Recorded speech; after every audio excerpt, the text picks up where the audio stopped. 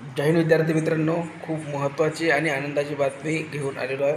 कारण की आपल्याला माहीत आहे की खूप काही विद्यार्थी हे वयवाढसाठी लढत होते आणि त्यांच्या या संघर्षाला आज न्याय मिळाला असं म्हणू शकतो. बघू शकता, सन 2022-23मध्ये संबंधित पदाची विहित कमाल मर्यादा ओलांडलेल्या उमेदवारांना एक वेळची विशेष बाब म्हणून प्रस्तुत भरती प्रक्रियेकरिता आवेदन अर्ज सादर करण्यास पात्र ठरवण्यात येत आहे.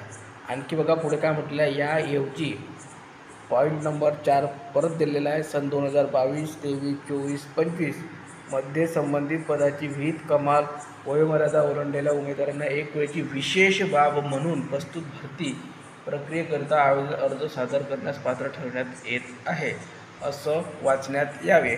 आणि हा जो संघर्ष केलेला आहे तो म्हणजे मुकुल किनकर सरांनी. सर्व काही श्रेय फक्त मुकुल किनकर सरांना जाते विद्यार्थी मित्रांनो. तर सर्वांनी या व्हिडिओच्या खाली मुकुल सरांचं नाव लिहायचं आहे, मुकुल सर म्हणून.